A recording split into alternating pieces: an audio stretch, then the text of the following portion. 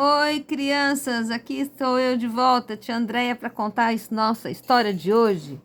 Vamos falar sobre a pesca milagrosa, tá? Um dos fatos extraordinários da vida de Jesus. Então, crianças, naquela época, na praia do lago de Genezaré, caminhava Jesus. Aos poucos foi aglomerando a multidão de pessoas, né? Sempre acontecia isso quando Jesus falava. E essa multidão foi aglomerando com variados interesses, cada um tinha um interesse. Uns iam por curiosidade, outros porque queriam realmente ouvir sua palavra, outros porque queriam um pouco de consolo, um pouco de carinho, né? Que as palavras de Jesus transmitiam amor, carinho. Então Jesus foi caminhando, a multidão foi empurrando Jesus para perto de onde havia umas barcas, né? Olha aí a multidão toda ao redor de Jesus, tá? E Jesus vê as duas barcas atracadas. E Jesus entra numa dessas barcas e vai falar ao povo, aquela multidão. Olha lá, Jesus no barco. E Jesus fala à multidão. Fala de todo o amor que ele tinha no coração, de toda a amizade, todas as coisas boas que Jesus nos ensinou ao longo desses anos, que a gente vê nos evangelhos. Jesus falava ali de paz, amor, fraternidade, de igualdade, né? E terminado de falar para o povo, Jesus pede a Pedro que conduza a barca mais para dentro, para que possa lançar a rede. Pedro fica meio cismado, o olho meio assim, mas fala para Jesus: Mestre, trabalhamos a noite toda, sem nada apanhar. Mas, confiando mais em sua palavra do que na minha experiência de pescador, lançarei a rede. E Pedro lança a rede. Olha lá, Pedro lançando a rede. E, para surpresa de todos, olha o que acontece, crianças. A rede se enche de peixes. E eram tantos os peixes, mas tantos os peixes, que eles precisaram chamar o companheiro do outro barco, Tiago e João. Olha lá, ó. Muitos peixes, crianças, muitos peixes. Os peixes saíam para um lado, para o outro, pulavam para dentro da barca, de tantos peixes que eram. Simplesmente foi uma pesca extraordinária, uma pescaria anormal e diferente. E Simão Pedro, espantado, ele se sente assim, indigno de Jesus, porque ele não confiou em Jesus, né? E ele se ajoelha aos pés de Jesus e diz: Senhor, afasta-te de mim, porque sou um homem pecador. Mas Jesus respondeu para Simão Pedro: Não temas, a partir de agora serás pescador de homens. Quer dizer, não temas, não tenha medo. De agora em diante você será pescador de homens. Com isto, Jesus quis dizer que ele, Simão Pedro, o ajudaria a ensinar os homens a chegarem a Deus. E depois de terem tratado do pescado, os três pescadores, Simão Pedro, Tiago e João, seguiram Jesus. E estes foram seus primeiros discípulos. E aí, crianças, vocês gostaram da história? Pois essa história aconteceu realmente, né? Naquela época. Vamos analisar um pouquinho a nossa história? Lembra que a tia Andréia falou que extraordinário é algo fora do comum? Pois então, a pesca foi algo fora do comum.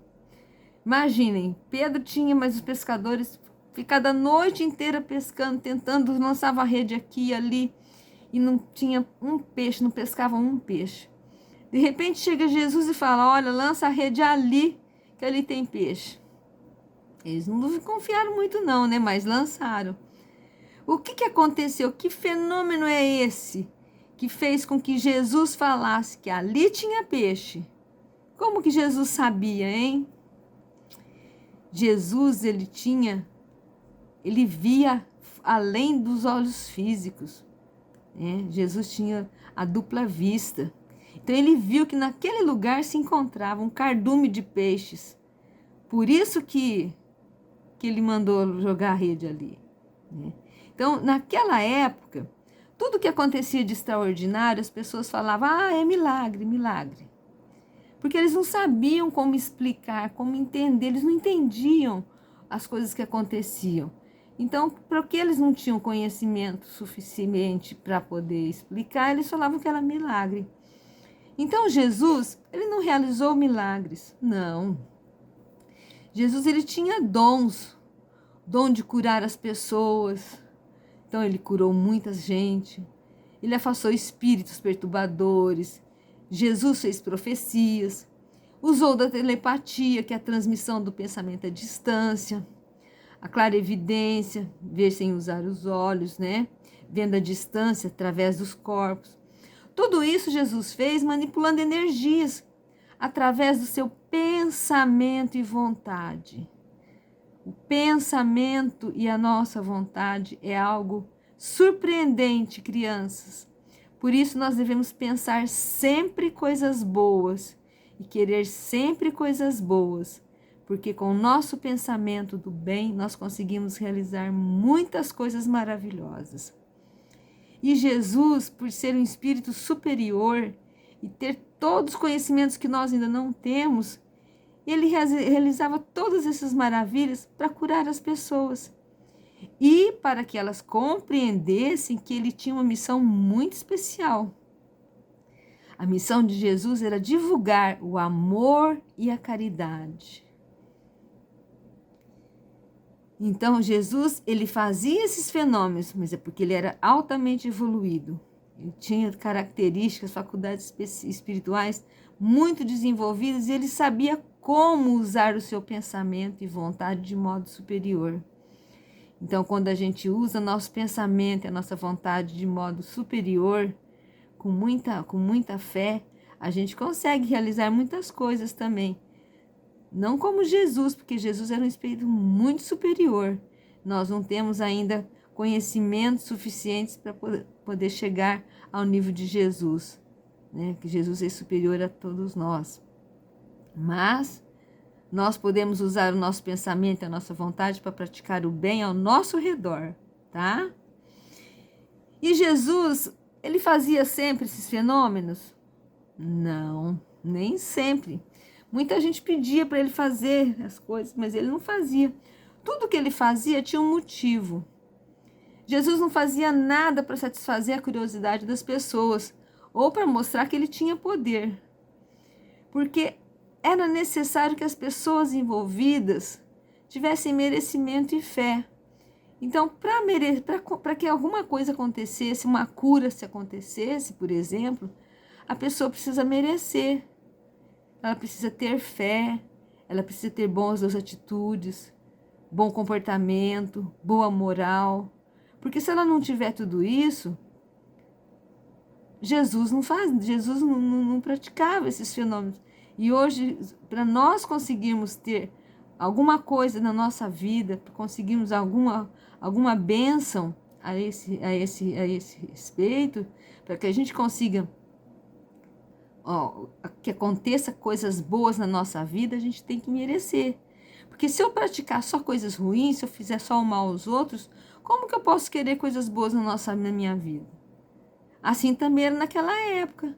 A pessoa, se não merecesse, se não fosse uma pessoa boa, Jesus não tinha como fazer que nada acontecesse. Porque se a pessoa não estiver envolvida dentro do amor, se a pessoa não estiver envolvida no ambiente de fé, de união, e onde a pessoa não tiver merecimento através da caridade, não for uma pessoa que pratica o bem, não há nada que se possa fazer. Então, crianças, nós devemos ter sempre em mente fazer o bem, praticar o amor, a caridade, ajudando ao próximo, sempre procurando fazer bem às pessoas, independente de quem sejam, e nunca fazer o bem esperando receber algo em troca, tá? Então, nesse capítulo de hoje da nossa história, Qual que era o propósito de Jesus ter realizado essa pesca? Vocês podem imaginar? Jesus fez tudo isso para que os apóstolos o seguissem, para que eles tivessem mais confiança. Então, daí Jesus ter usado a dupla vista, ter mostrado onde estava o cardume, porque dessa forma os apóstolos verificariam que eles poderiam confiar realmente em Jesus. E foi o que aconteceu. Eles ficaram impressionados e seguiram Jesus. Foram os primeiros discípulos de Jesus. E aí, crianças, tudo bem? Bom, nós vamos encerrando a nossa aulinha por aqui. E vamos então orar, agradecer ao nosso Pai do Céu por essa aula de hoje. Tia Andréia espera que vocês tenham gostado bastante, que possamos assimilar essa aula de hoje, os conhecimentos aprendidos e praticar o amor e a caridade, que são os maiores coisas, sentimentos que Jesus nos ensinou, e é que nós podemos com isso evoluir para que possamos cada dia mais sermos melhores e estarmos mais próximos de Deus, praticando o amor e a caridade.